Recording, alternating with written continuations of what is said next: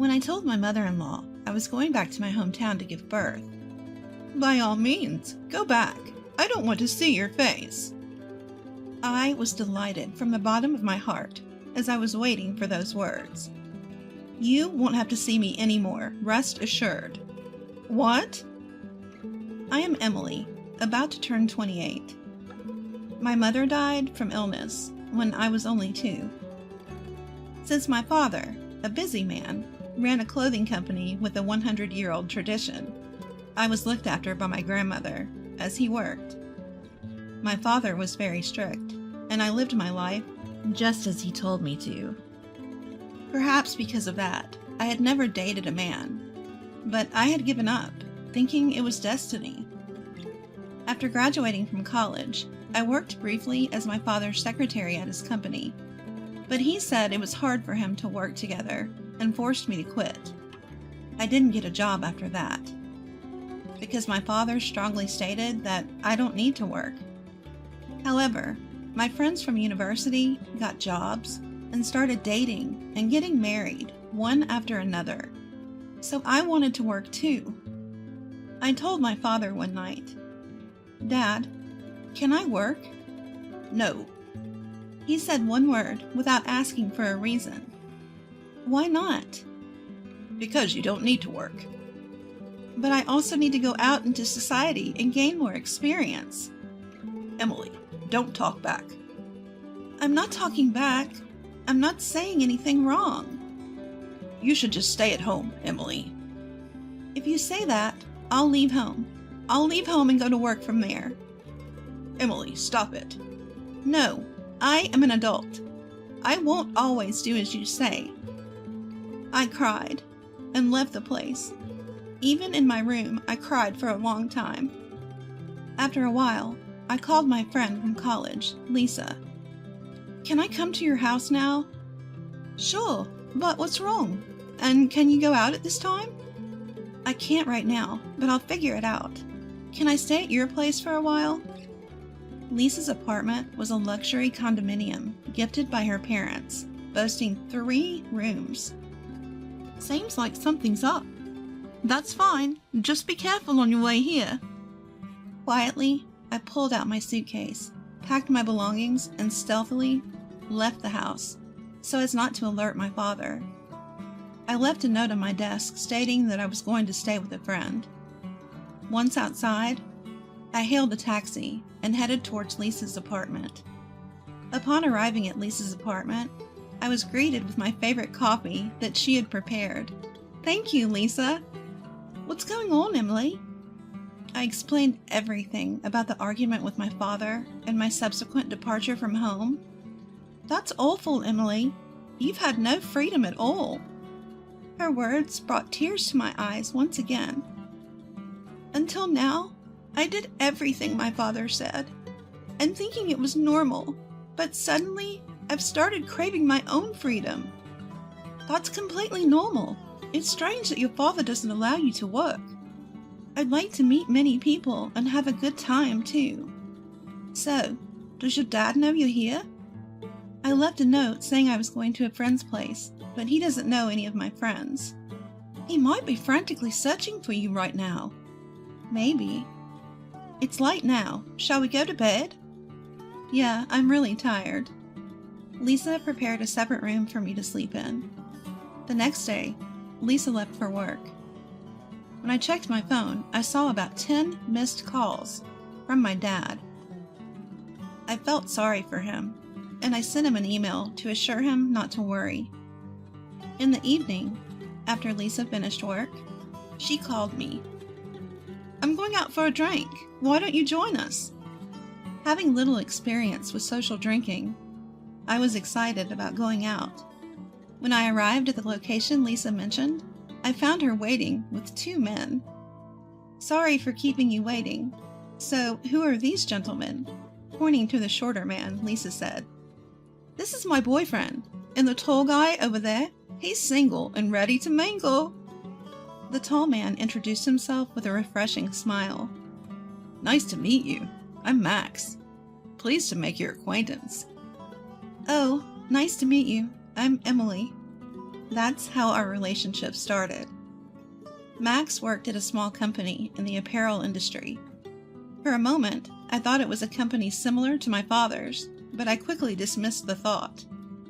Max's family was the opposite of mine, with only his mother around, but he didn't discuss the reason, and I didn't ask. One day Max said to me, "I'd like to meet your father, Emily." I had been emailing my father several times since I left home, but I had no intention of going back home yet, so I didn't want to meet him. "I'll think about it, but I would like to meet your mom, Max." "Sure. When? Even today is fine, if you want." "Really? Today is fine? Then I should buy some kind of gift." "Yeah, my mom loves that kind of thing."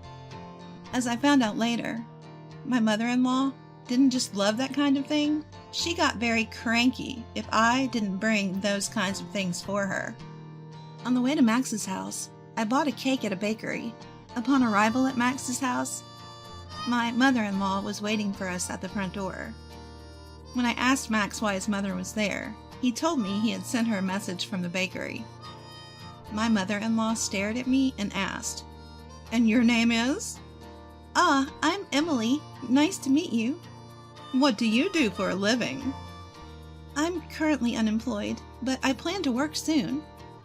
"Oh, so you're just idling about. How nice it must be to be a rich young lady." "I'm not rich. That's why I want to work." "You don't need to talk back. What do your parents do?" "My mother passed away when I was young. My father works at a company." Max, who had been watching my conversation with his mother from the side, said, "How long are you two going to talk here? Let's go inside." "Right. By the way, Max, did she bring anything? Surely she didn't come empty-handed."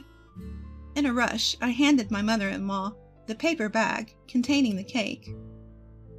This isn't much, but..." Grabbing the bag almost violently from my hand, she peered inside and commented, "I didn't really need anything, but I guess I'll take it."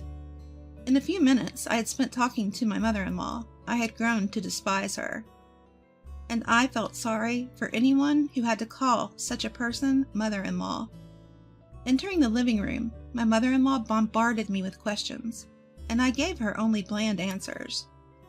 Regardless, she continued to interrogate me relentlessly, almost as if I were a criminal suspect. Exhausted by the barrage of one-sided questions, I told Max the moment her line of questioning eased. "Max, I think I should go soon." At that, my mother-in-law's face turned red with anger. "Do you really hate being with me that much? You've been giving me half-hearted replies to my questions this whole time." "Mom, please calm down." "Max, why on earth did you bring such a rude woman here? There must be better women out there." I snapped back at her.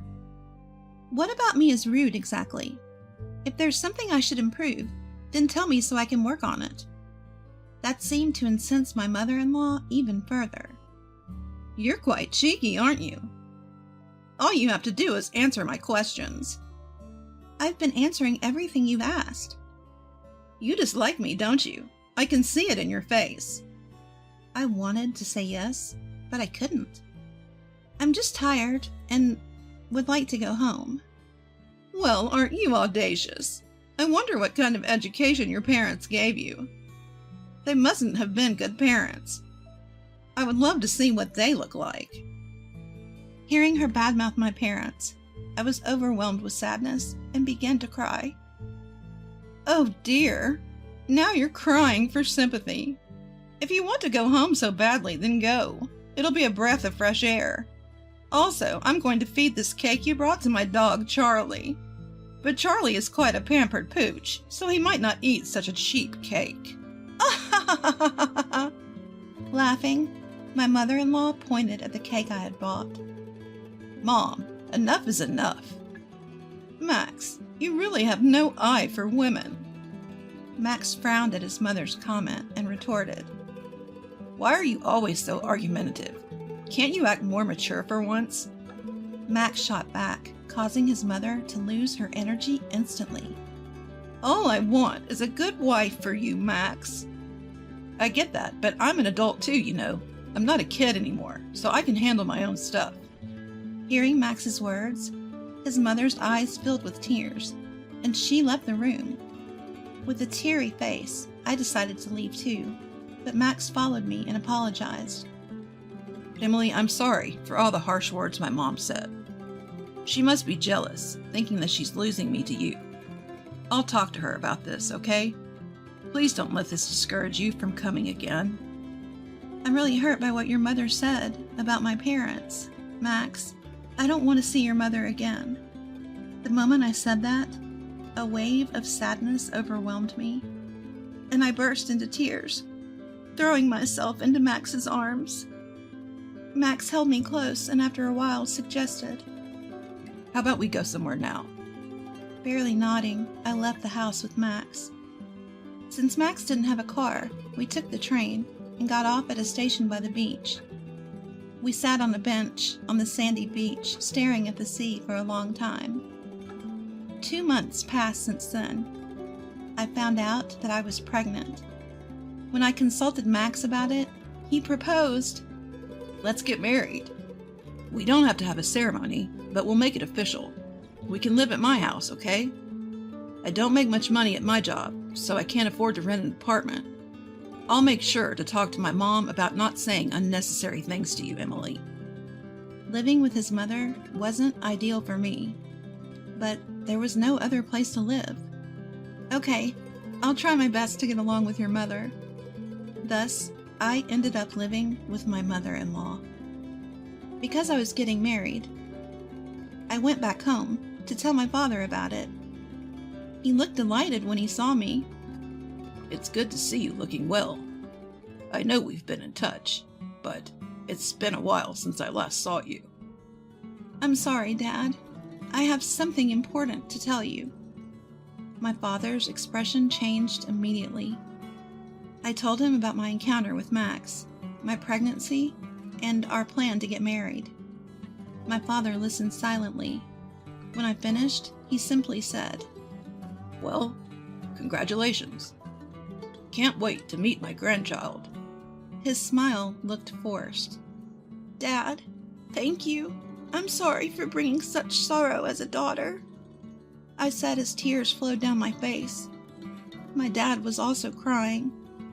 I expected him to be angry, but his gentle words hurt me even more. I ended up moving into my mother-in-law's house.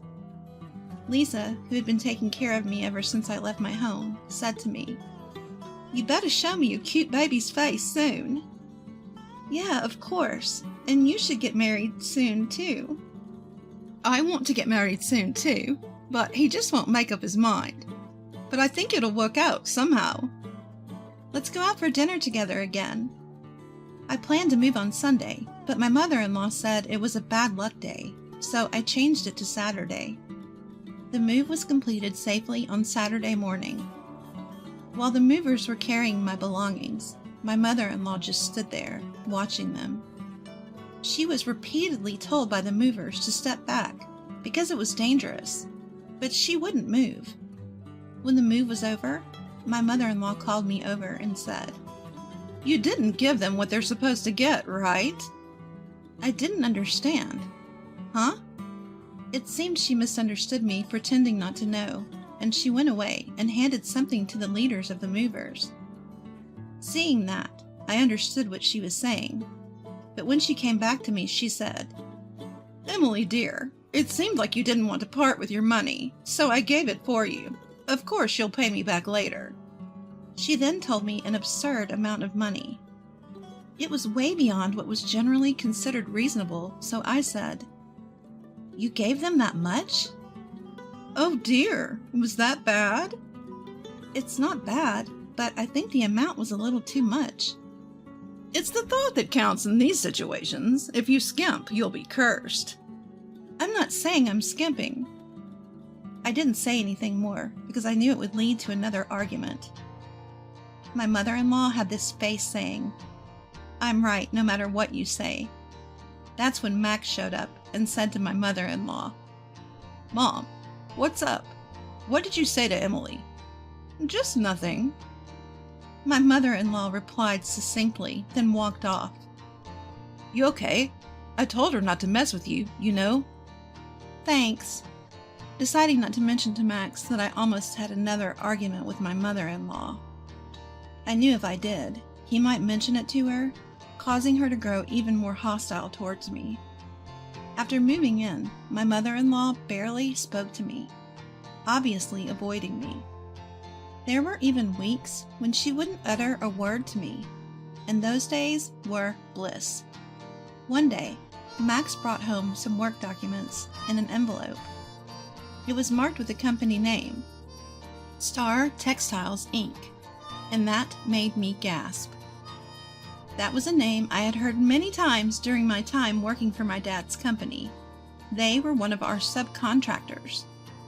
I asked Max, "Is this your company's envelope?" "Yeah, why?" "I was just wondering. I just realized that I didn't know much about your company." I didn't tell him that his company was a subcontractor to my father's. For some reason, I felt it was better not to say anything. "Well, we're just a small subcontractor. If our parent company decided to drop us, we'd go bankrupt instantly, and all the employees would lose their jobs." Max laughed with this, his wistful look. About a month later, Max started coming home late from work. He also seemed down, so I asked him, "You've been coming home late recently. Is something wrong? You don't seem yourself."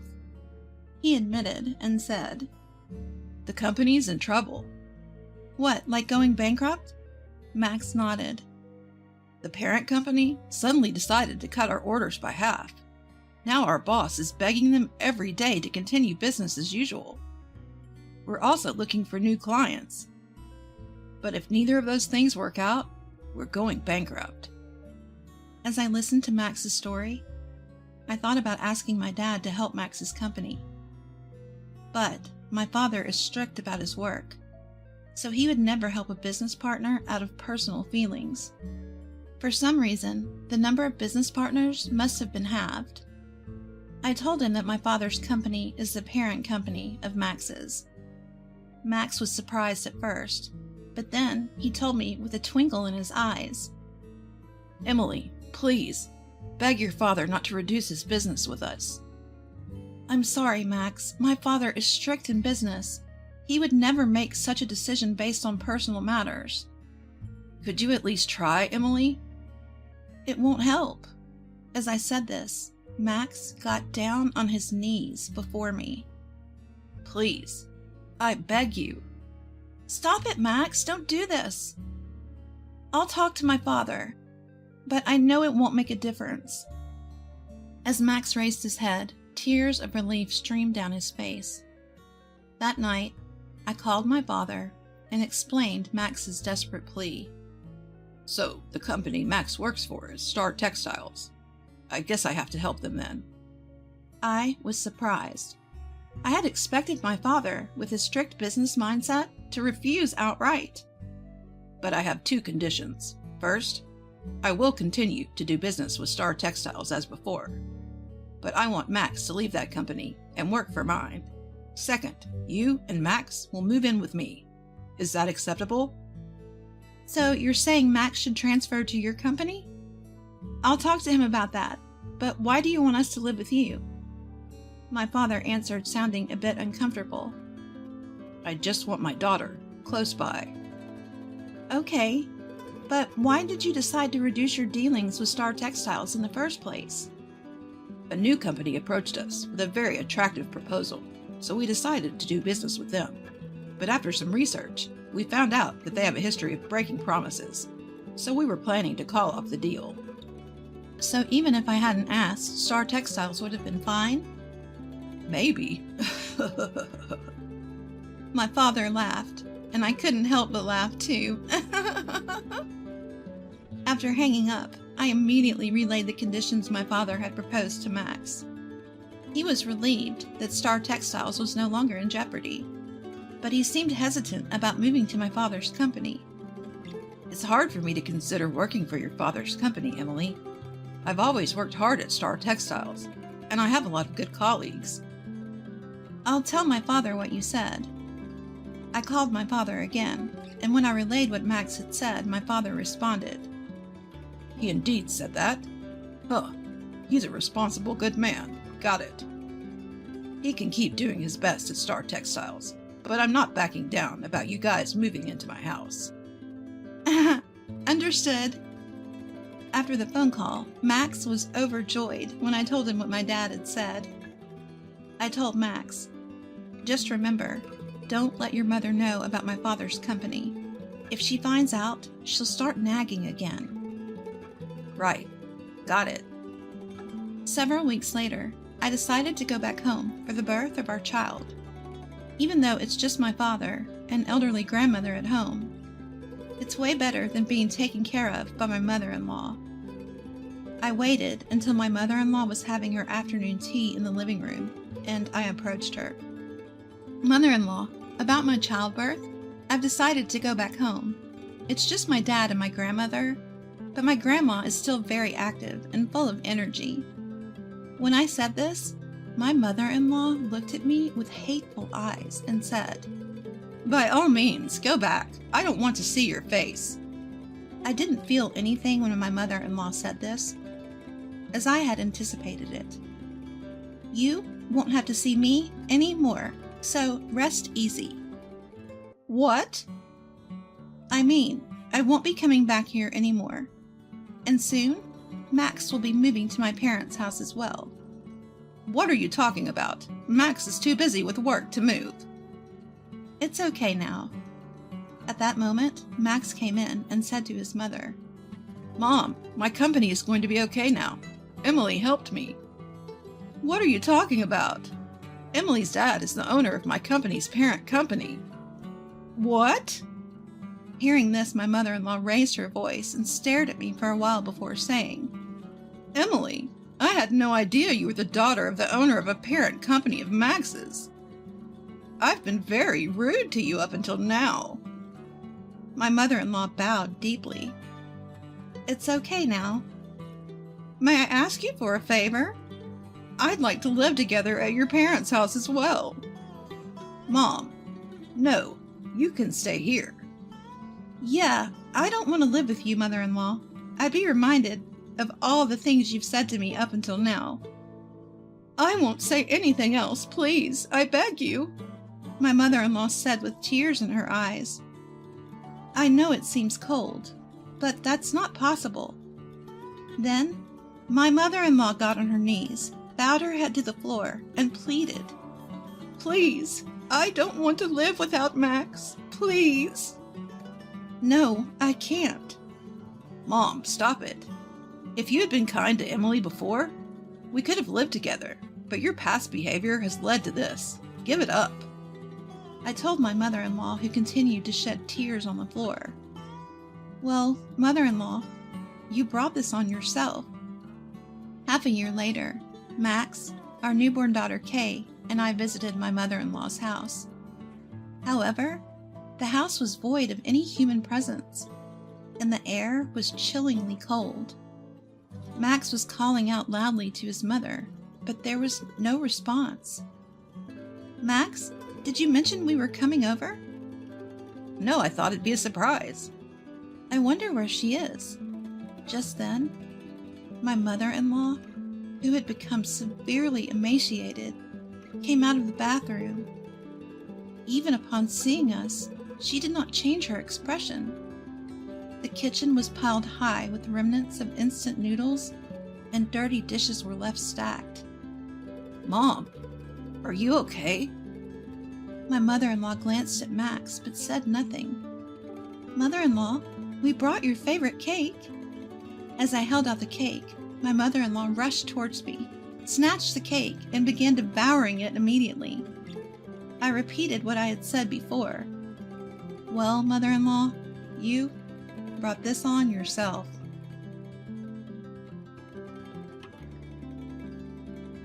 My wife was an office worker at my client's company.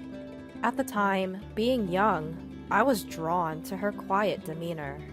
I approached her fervently, and we started dating. 2 years later, I went to her parents' home to seek their approval for our marriage. There, her father unexpectedly suggested that we live with them. Originally from a rural island, I moved to the city for college and fell in love with a small town during my studies. After graduation, I obtained a professional license and started my own practice in the town.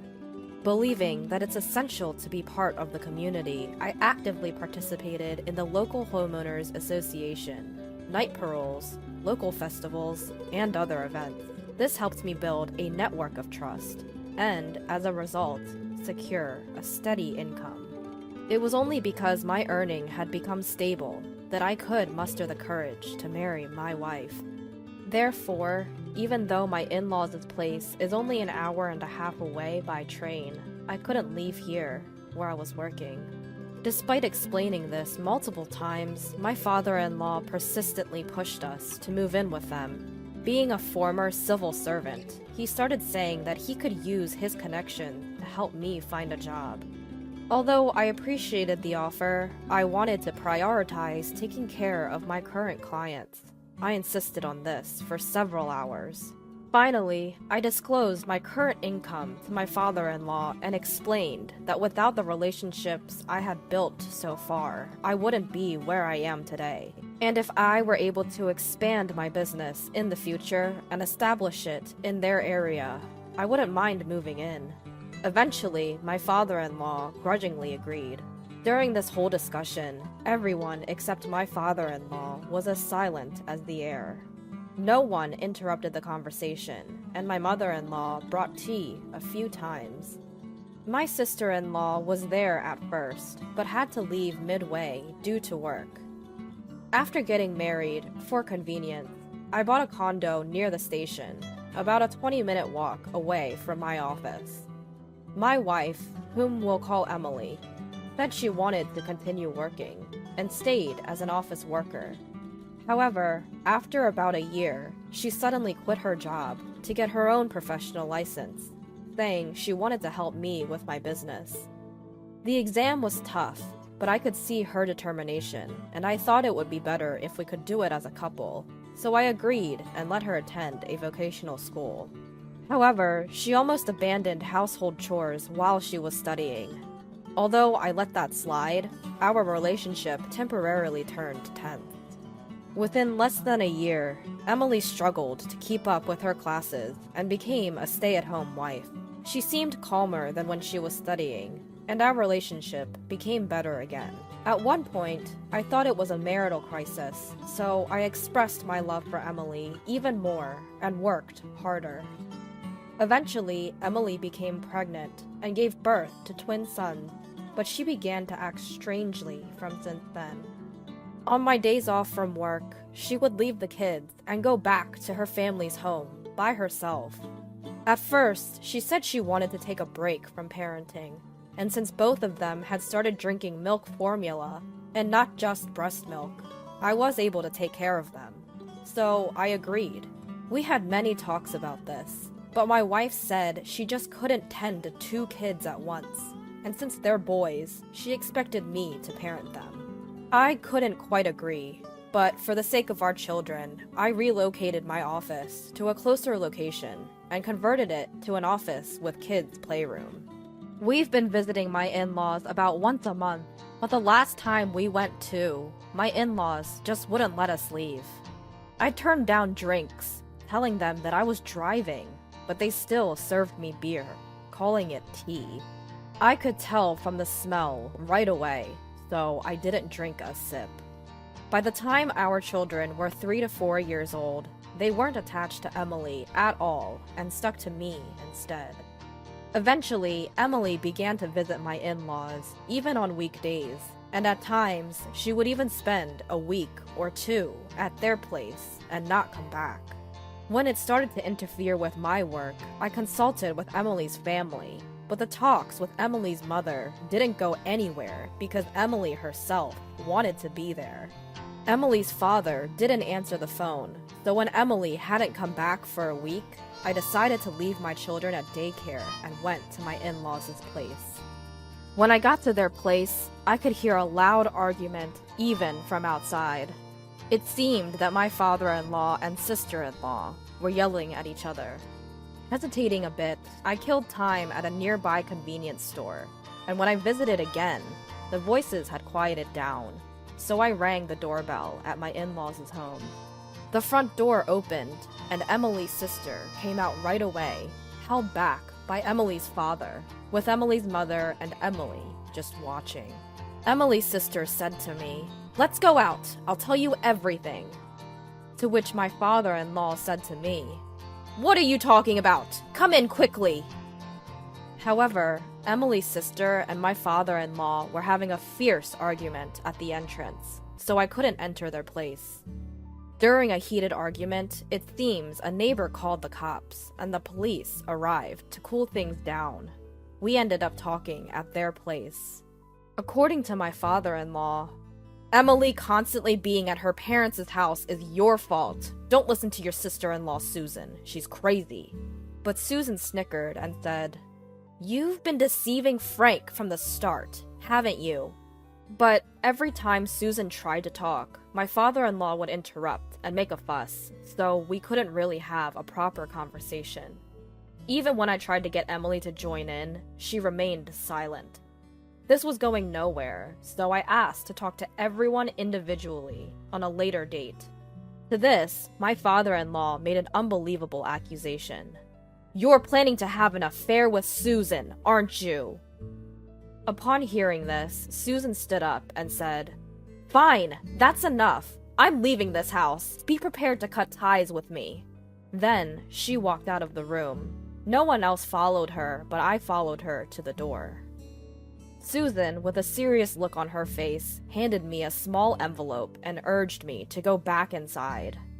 After tucking the envelope inside my jacket, I went back to the room where my father-in-law began again. "Looks suspicious, ain't it? You better move in here quickly."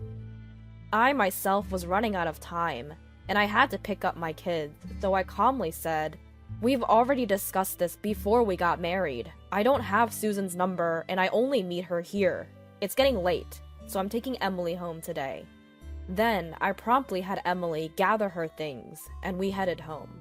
In the car on our way home, I talked with Emily, but she kept repeating, "The kids don't like me. I don't understand boys. I'm useless." Since I still loved Emily, I told her, "Stay with the kids as much as you can. Raise them in your own way, and I want you to be by my side." We picked up our kids from the daycare and went home. Emily cooked dinner, and we all ate together. Emily's cooking skills had declined, but it was still better than mine, and the kids seemed happy eating it. After dinner, unusually, the kids clung to Emily, and Emily smiled and played with them until they all fell asleep together. I had work to do for tomorrow, so I went to my office to organize some documents. That's when I remembered the envelope Susan had given me. Inside was a USB drive. When I checked it on my office PC, it contained text and audio files. The text file was a summary of my father-in-law's living together plan. Knowing that I was self-employed and earning reasonably well compared to my peers, Emily's father planned to have me move in and work from home, and have me contribute my earnings to them. Despite the initial disagreements when we first met, my father-in-law seemingly believed we would eventually agree to live together, and had even bought a luxury car on loan. However, he saw no signs of Emily and I moving in, though Emily's father had the idea to get Emily a professional license, but her failing the exam thwarted his plan.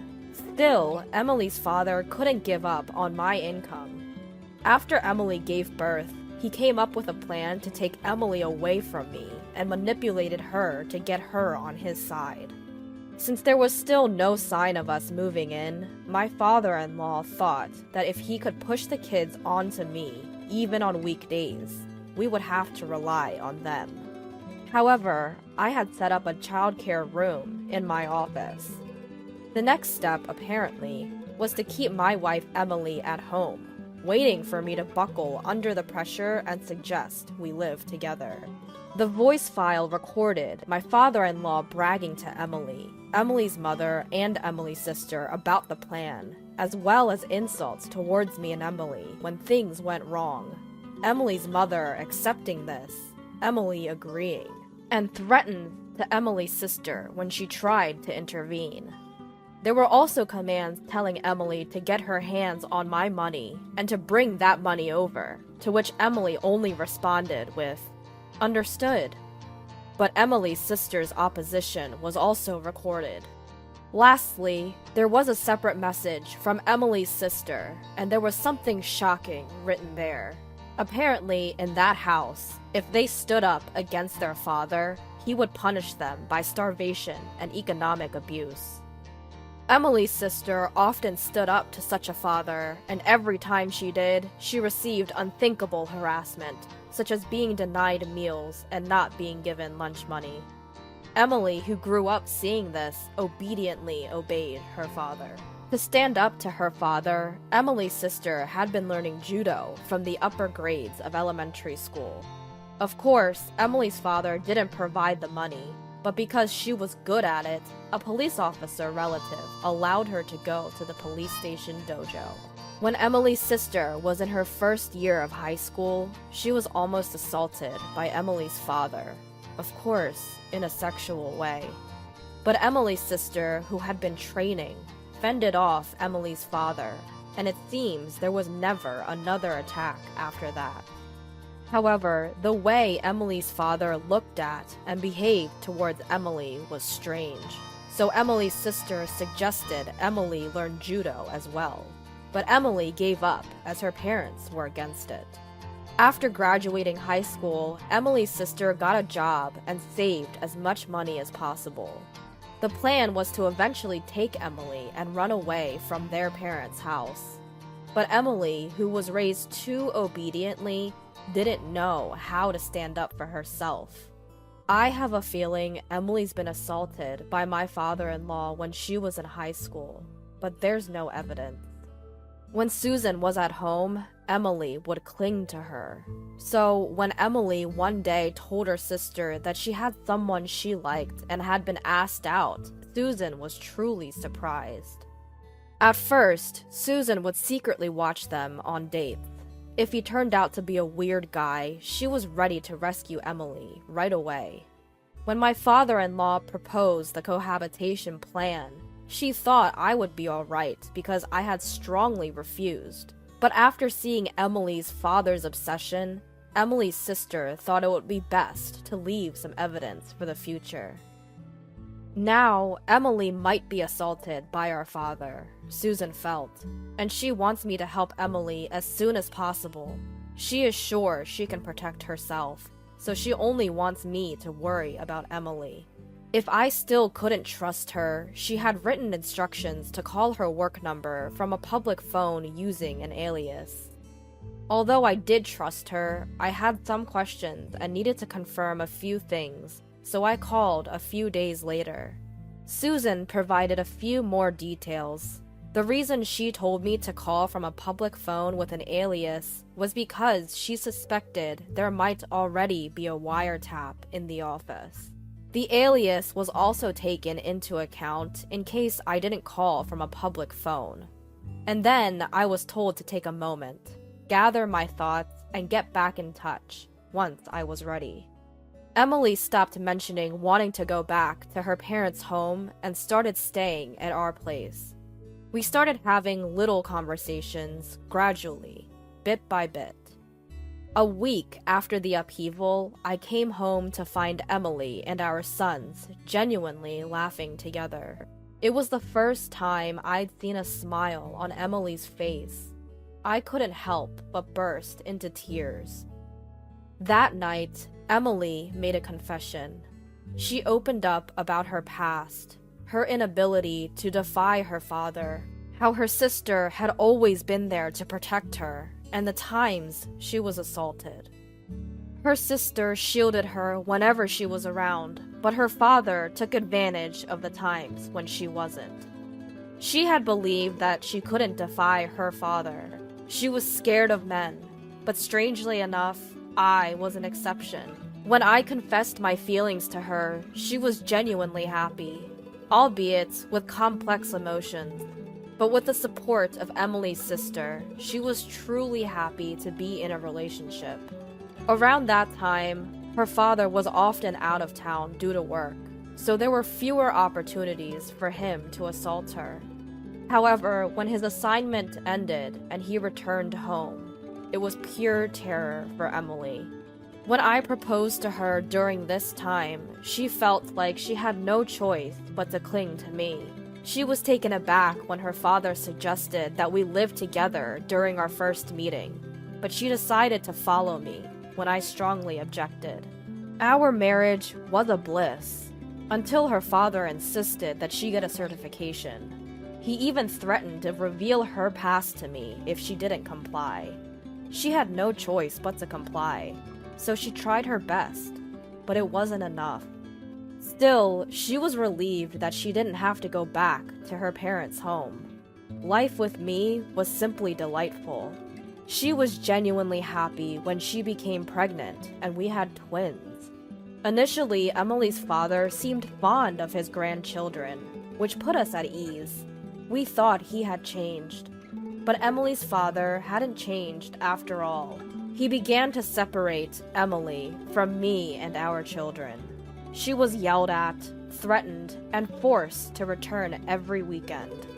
Eventually, Susan moved back to her parents' home, probably to protect Emily. Then, Emily was told to abandon childcare and household chores on weekdays and dump the kids on me. As she obeyed from being threatened as usual, I set up a daycare room in my office. She said she had never felt such despair, even though she blamed herself. To her, it seemed as if even I was trying to distance myself from her children. And then one day, my father-in-law assaulted her. Despite placing a large package in front of the door and doing her best to defend, it was in vain.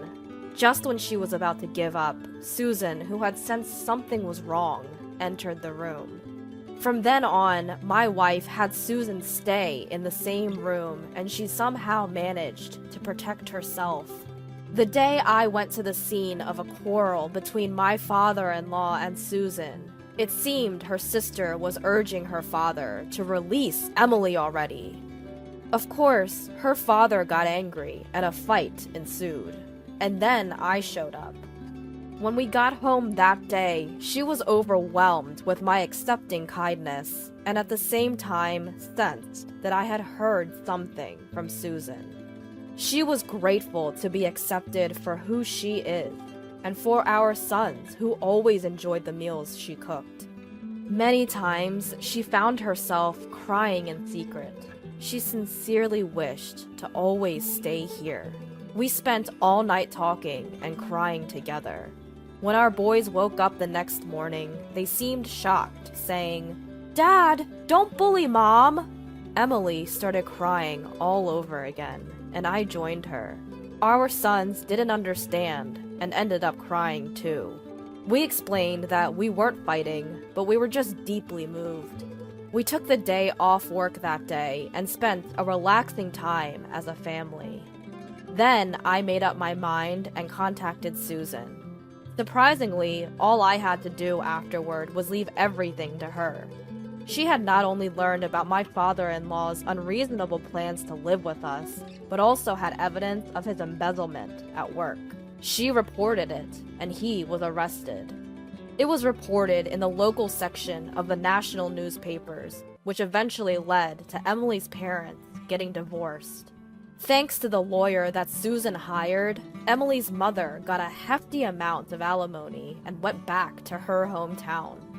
Emily's father did not go to prison, but lost everything. At first, he tried to rely on relatives, but nobody would help him when he demanded assistance with his condescending attitude. As a result, he seems to have retreated to some rural area. After that, Emily, the kids, and I lived peacefully. I think we were a very close-knit family.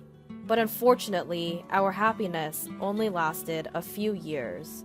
Emily passed away in an accident. I was devastated for a while, but with the support of those around me, I managed to pull myself together after about a year. During that time, I caused some inconvenience to my business partners, but I somehow worked my way back, and now I'm doing very well, even employing a few people. One of them is a son of one of my business partners who persuaded other partners to help me out because I was struggling, and he kept my business connections intact.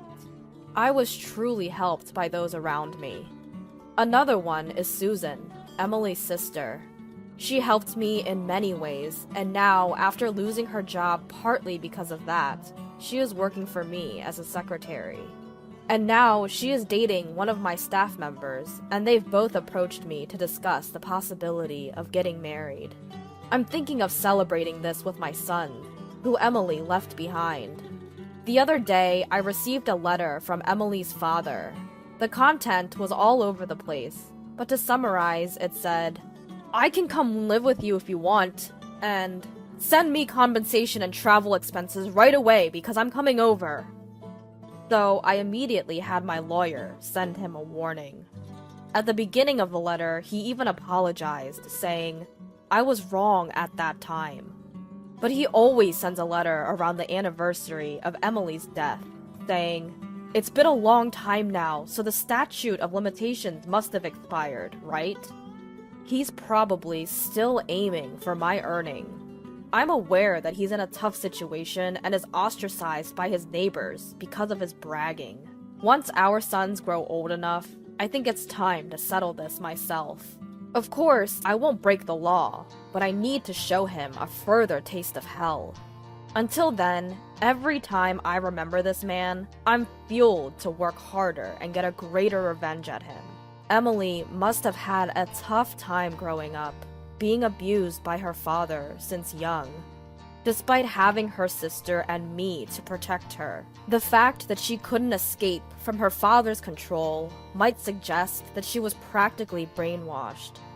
Sadly, she passed away early, but I believe that she had a happy time in her last few years, as she was able to decisively break away from her father and live peacefully with our children. I am nothing but grateful to Emily's sister, who gave me the opportunity to save Emily, and I want her to be happy for Emily's sake from now on.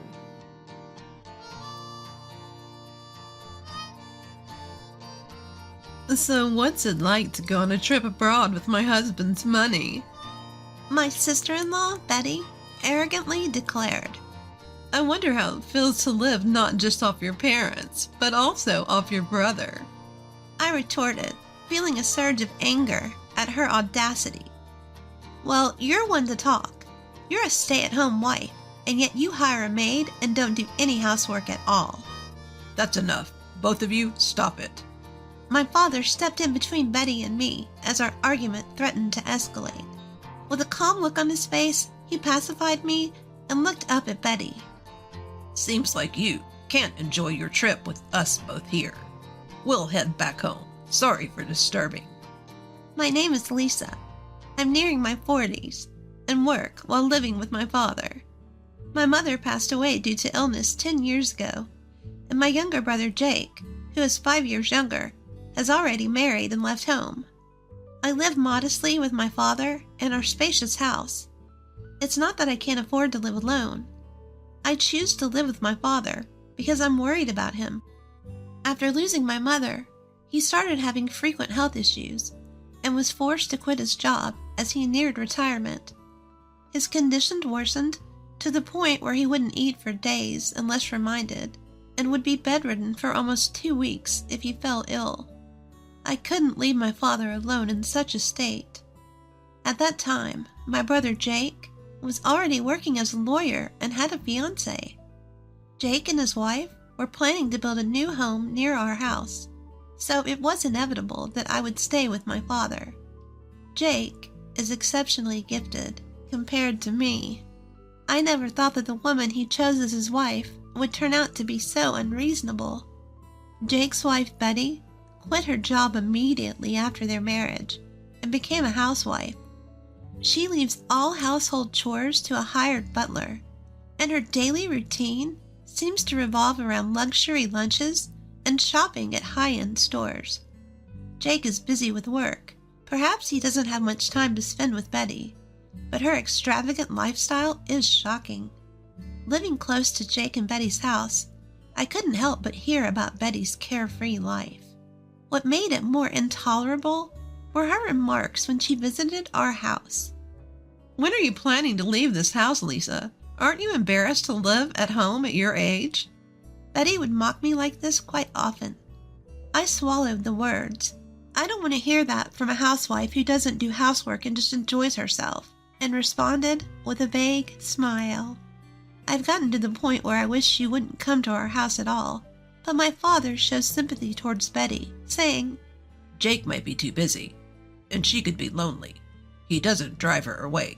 Rather, he often invites her to have dinner with us.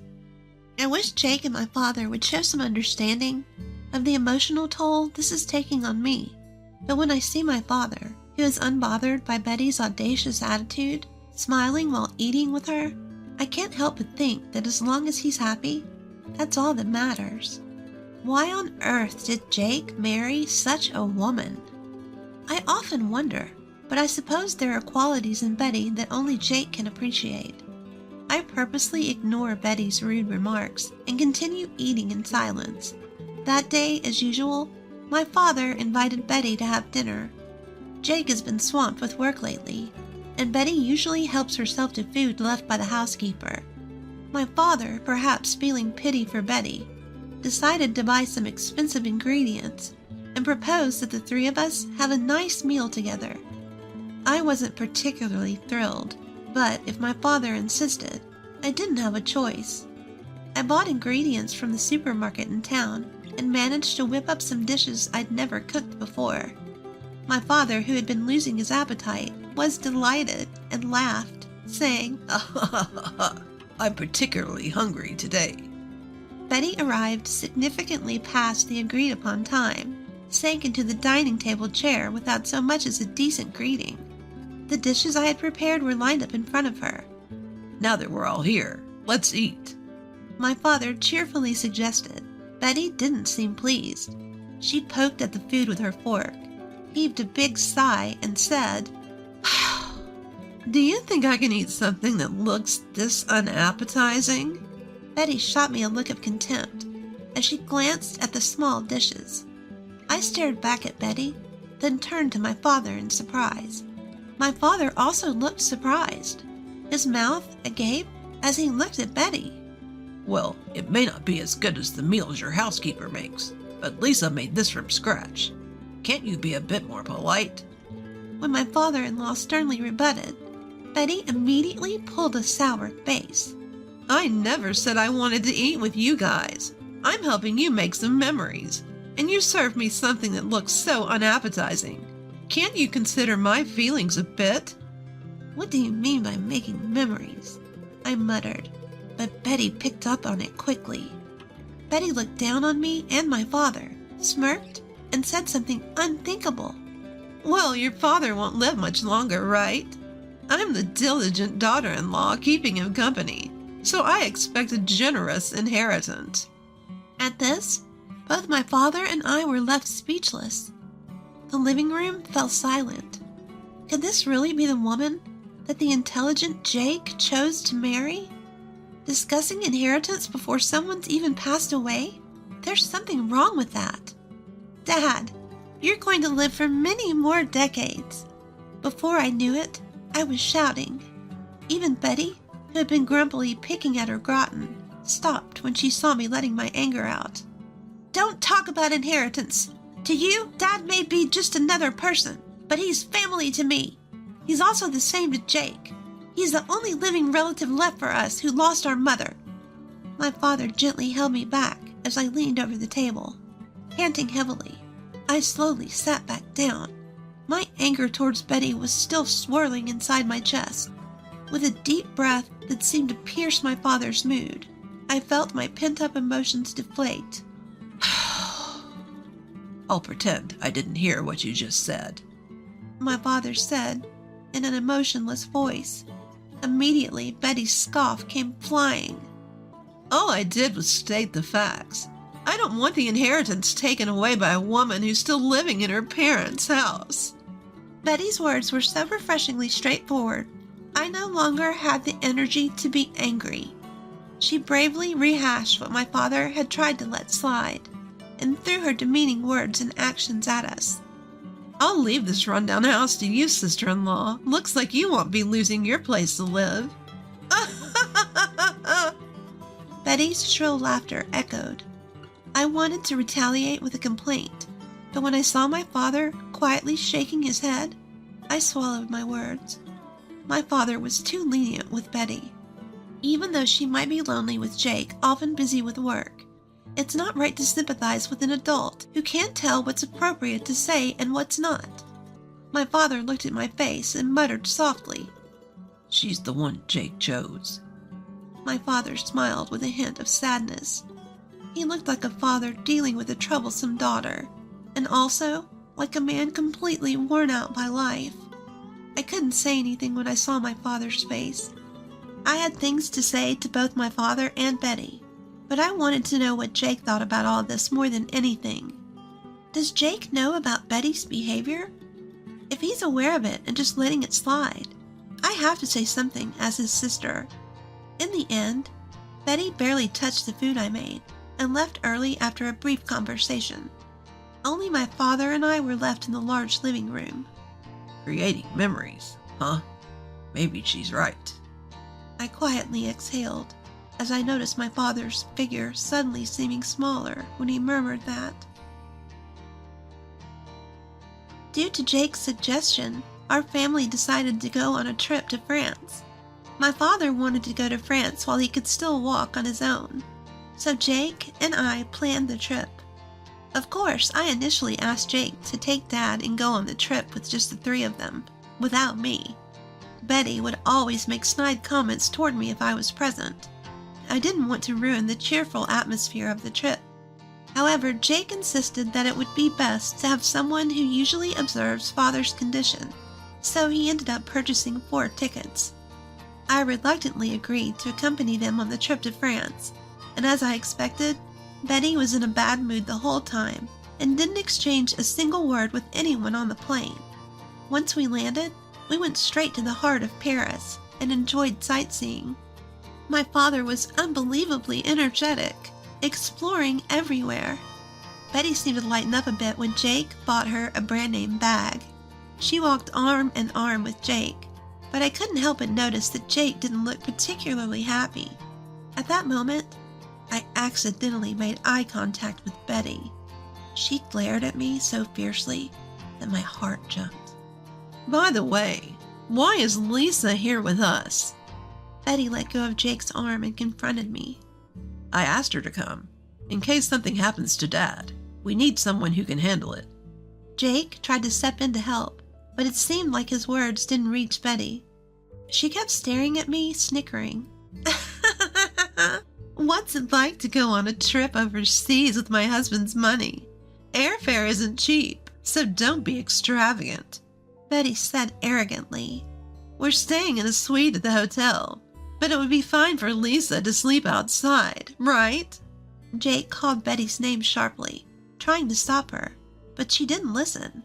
How does it feel to live not only off your parents, but also off your brother? I felt the blood rush to my head at that comment. Betty, you're the one living off Jake. Even though you're a housewife, you hired a housemaid and don't do any housework. Enough. Both of you, stop it. My father intervened just as Betty and I were about to get into a quarrel. With a serene expression, Dad calmed me down, glancing at Betty. It seems our presence is spoiling your trip. We'll go home. Sorry for disturbing you. Lisa, could you check the bus schedule to the airport? Without anger or distress, he calmly made his declaration. A smile spread across Betty's face, while a look of panic raced across Jake's. Wait a minute. What should we do when you guys are gone? Jake had a sudden realization and tried desperately to keep us from leaving. However, once Dad decided to go home, his resolution was firm. He had me check the bus to the airport, and he quickly set off in the opposite direction towards the bus stop. I had no choice but to follow Dad, while keeping an eye on my brother and his wife. We'll be just fine without the old man and old lady. Betty's voice echoed from behind us. I was momentarily angered at Betty treating Dad as an old man, but I had no time to waste on her. I chased after Dad, who was walking ahead, while hearing Jake's cries of anguish and Betty's insults thrown at him. Jake barged into the cafe near the airport where we were having tea, looking desperate. His forehead was covered in an extraordinary amount of sweat, signaling something was amiss. In a frenzy, Jake rushed to our table and bowed his head to us. I'm sorry about earlier.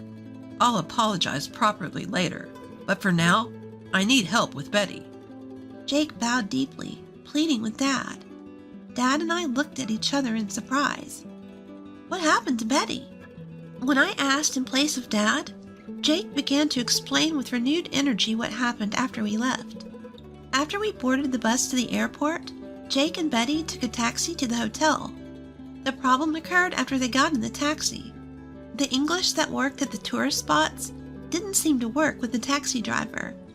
Neither of them spoke French, and they couldn't understand what the driver was saying. The driver was asking them something, but they responded without really understanding. As a result, Jake said that when he paid the money and got off, the driver drove away with Betty still inside. I can't get through to Betty on the phone. She might have been mugged or something after she was dropped off. Jake said, his face turning pale, probably figuring it would be faster to rely on us rather than trying to cope on his own, and winding up out of his depth. Jake, who doesn't understand French, asked for our help. My father and I can speak French perfectly. Betty appears to think of my father as an old man who can't do anything, but he used to be a French teacher. And I, too, am a current French teacher. This trip to France was planned by Jake, wanting my father to reminisce about his youth. Once my father arrived in France, he seemed filled with nostalgia and vitality, perhaps remembering his time studying abroad. Since I, too, had studied abroad in France during my student days, after parting ways with my brother and his wife, we slowly talked about our time studying here. My father listened to the stories with a serious expression and eventually gave a slow nod. Let's return to the city center. I bet the taxi that dropped you guys off is waiting for its next fare there. With my father's command, we quickly got ready and set off on a journey to find Betty, who had been left somewhere. My father and I split up to look for the taxi that had dropped off my brother and his wife after returning to the city center. Most taxi drivers speak French without resorting to English. Before me, my father found the taxi that had taken them, and quickly arrived at the location where Betty was said to have been dropped off. Fortunately, Betty was there, exactly where she had been dropped off, unhurt, slumped over.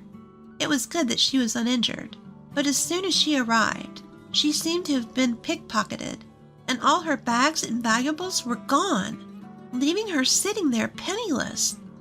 When Betty saw Jake's face, tears welled up in her eyes, but she quickly scowled when she saw us. What are they doing here? Betty, who was plainly grumpy, asked Jake, and he sighed heavily. If it weren't for the two of them, you'd have been left here penniless forever, you know. Show some gratitude. Betty's eyes rounded in doubt. What do you mean? Without them, our trip would have been a disaster. You and I, we can't speak French. That's why we ended up like this. But these two are different. Both are French teachers, far better than me. Betty looked uncomfortable, her gaze flitting over to us. A bad thought sprouted in me, and I dropped the quiet words to Betty. If we hadn't found you, you might have been sleeping rough here. Betty bit her lip in frustration. And also, the expenses for the trip were split equally between Jake and me. How's that? An overseas trip fully enjoyed on the money of an old lady living at her parents'? At this, Betty's shoulders began to shake. It's your father's money anyway, isn't it? To Betty's counter-argument, my father gently shook his head. I didn't do anything. Lisa and Jake, they're doing well on their own. They're my pride and joy. Just when I thought Betty was glaring at me intently, she fell silent without saying a word. Even though she had been helped, she didn't utter a single word of thanks. I had a mountain of things I wanted to say to her, but my father whispering, "Take it easy," made me hold back and keep my mouth shut. For Betty, this must have been an incredibly humiliating event. She must not have expected to be saved by the one she had been looking down upon. Even Jake seemed fed up with Betty's stubborn antagonism towards us, his face showing clear signs of frustration. Well, now that the issue has been resolved, shall we resume sightseeing? Let's go to a restaurant I used to frequent when I was studying here. My father suggested cheerfully. At my father's bright words, the family was once again united. We ignored the depressed Betty and thoroughly enjoyed our trip in France. Upon our return to the States, Jake was constantly apologizing to us, and he surprisingly and abruptly divorced Betty. Shocked, I asked him why they had married in the first place. Apparently, Jake had married Betty because she claimed to be pregnant and insisted he take responsibility. After they married, it turned out that her claim of being pregnant was a lie. However, Jake said he couldn't easily file for divorce due to concerns about his public image. However, his patience with Betty, who looked down on my father and me, had run its course, leading him to decide on the divorce. After the divorce, Betty was kicked out of their new home and couldn't continue her life as a housewife anymore. Of course, there was no maid to take care of the housework for her. What's more, due to a pickpocket incident during our trip to France, Betty ended up losing half her assets. She must be working hard, breaking a sweat by now. My father, remembering his younger days during our trip to France, became noticeably more cheerful and lively. I quit my long-term teaching job at school and am now busy running a French language school at home after some renovations. I'm hoping that my father will also teach French in our school someday. Our dreams as a family continue to expand.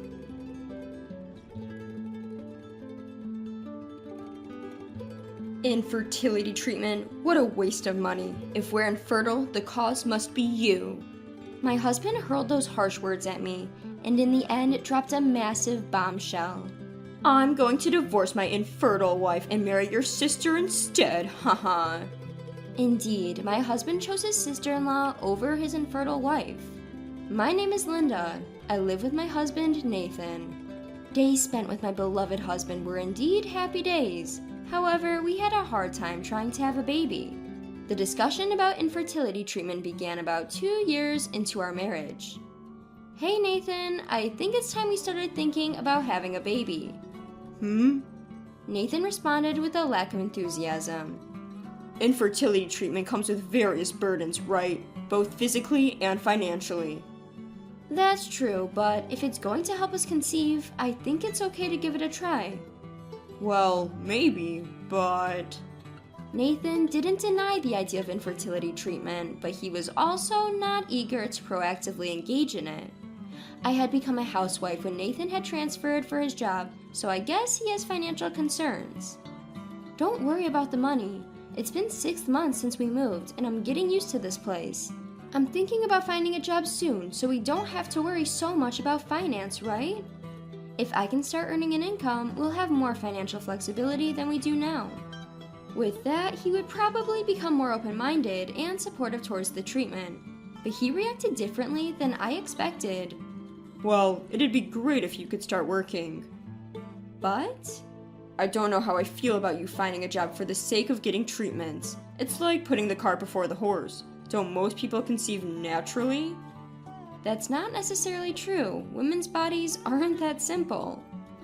I hear that when couples can't have kids, the cause is usually the female. Slightly irritated by Nathan's words, I responded, I do hear that often, but there are cases where the male may be the cause, you know. Alcohol, obesity, even diseases from childhood can cause male infertility. He frowned disapprovingly. Maybe, but statistically speaking, it's more likely to be the female, right? I mean, I haven't had any major illnesses, and I only drink socially. I doubt the issue is with me. So you're saying you think it's my fault? I didn't say that. I'm just generally speaking. Even though he didn't say it outright, it was clear that he believed I was the reason for our infertility. But it was true that I couldn't rule out the possibility that there might be factors on my side, so I went to get an infertility test at the hospital. To make matters worse, my mother-in-law was standing outside our door waiting for me when I returned home. "Linda, where have you been? You're a housewife and yet you're always out. Hurry up and let me in, it's terribly hot outside." My mother-in-law always visits without notice, keeping tabs on me. Regardless of how well I kept up with the household chores, she consistently found something to criticize, pointing out things like, "This spot is dirty," and "This isn't good enough."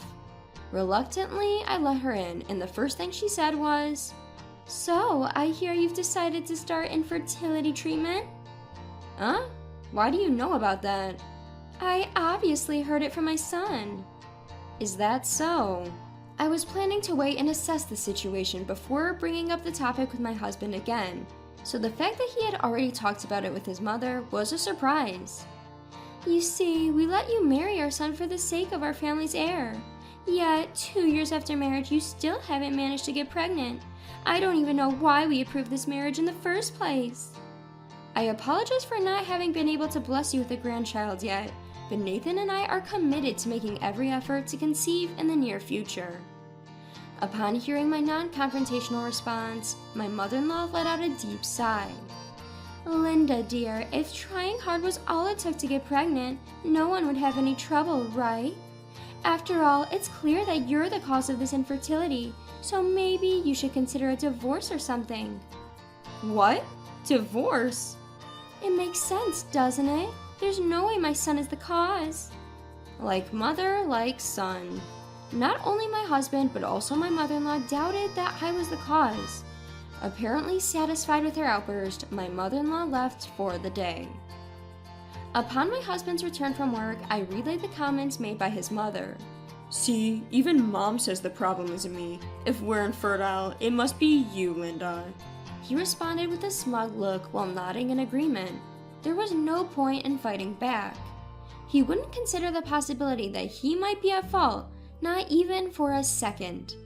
I decided to wait for my infertility test results. I visited the hospital again a few days later, where the doctor told me a surprising fact. "So, we didn't find any issues with you." "Is that so? But then why?" The doctor began awkwardly. "Please have a talk with your husband. If you really want a baby, it would be best for him to also get tested." "Have my husband get tested?" "We can't definitively say the cause lies with just one of you. However, pregnancy is something that requires cooperation from both spouses.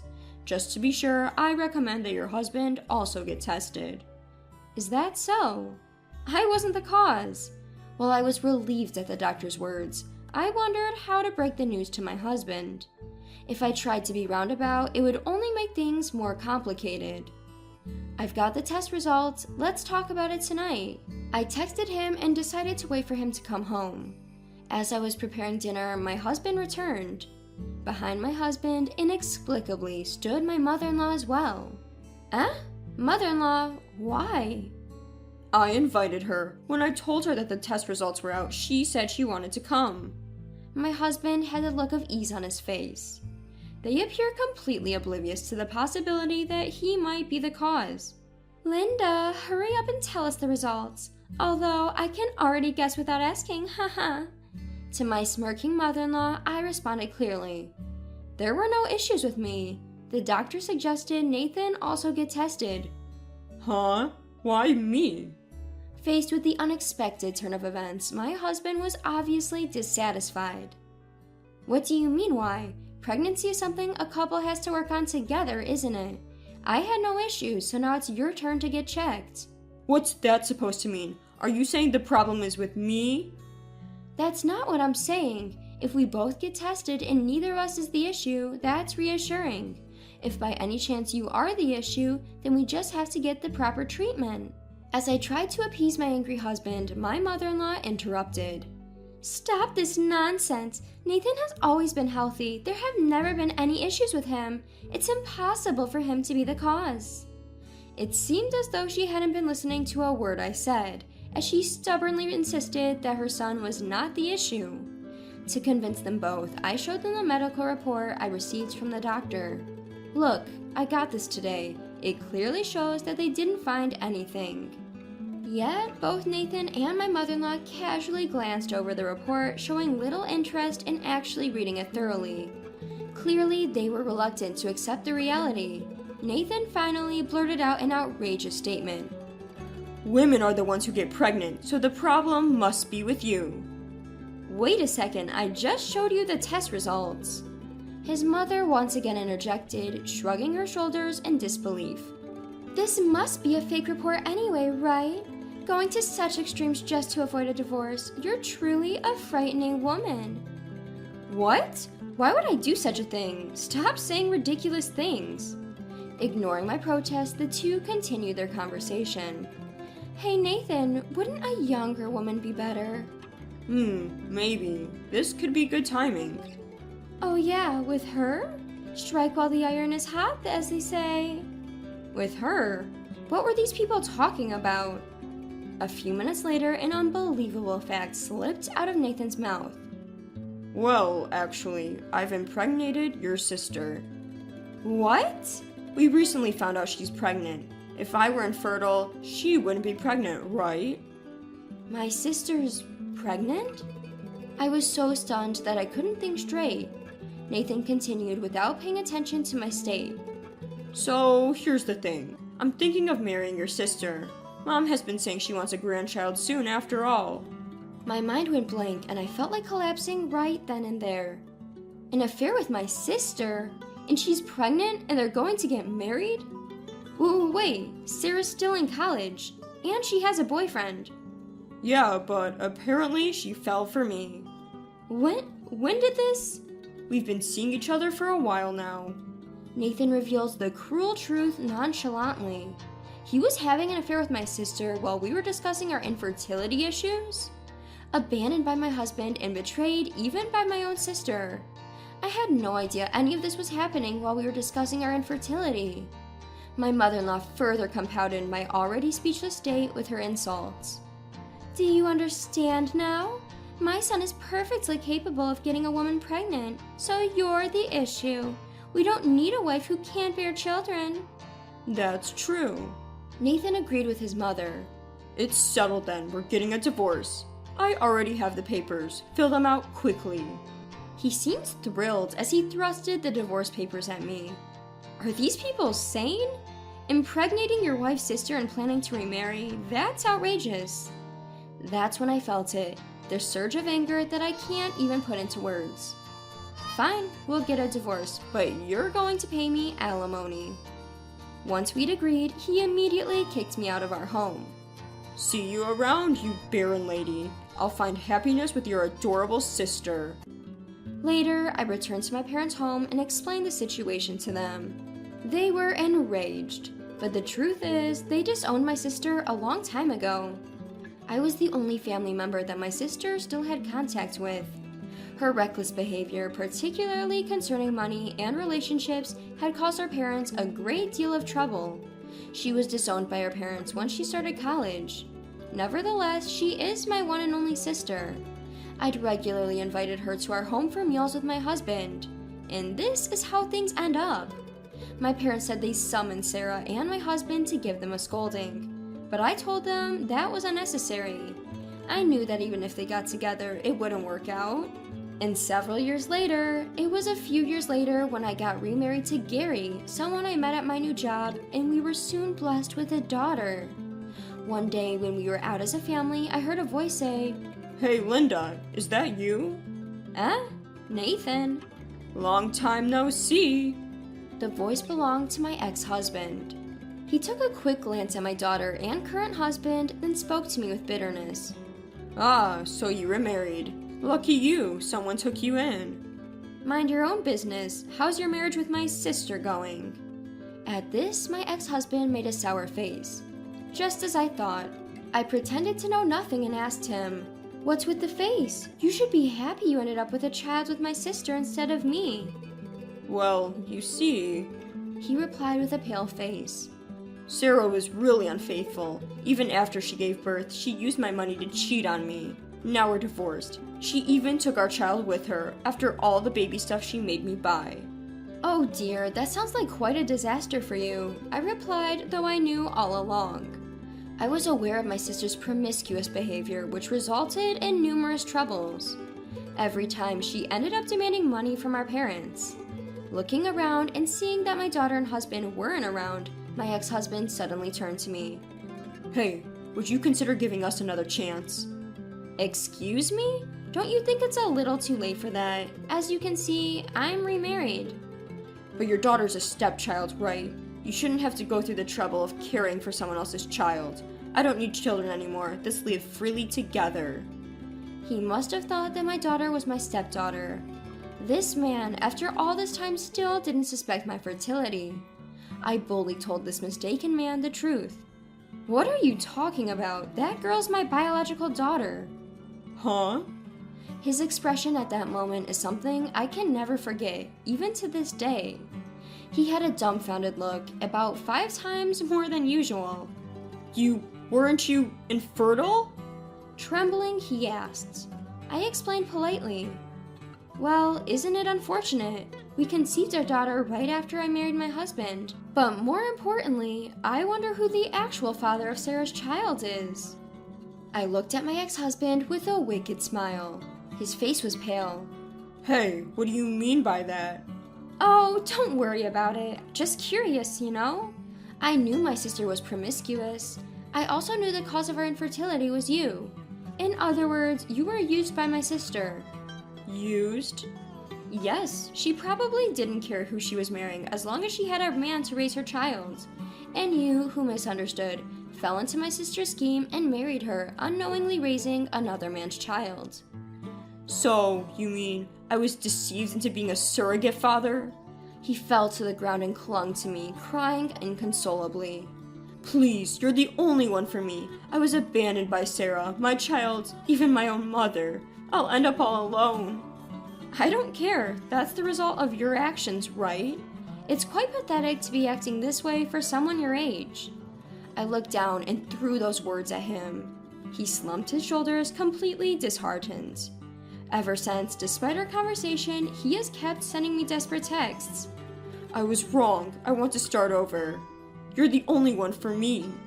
Please come back. I won't cheat anymore. But I blocked all of them without replying. It seems my ex-husband later requested a DNA test for the child. As a result, it was confirmed that the child was not his. To this day, he's in a state of self-isolation at home, not even going to work. Being abandoned by his mother, his only ally, feels like he's getting what he deserves.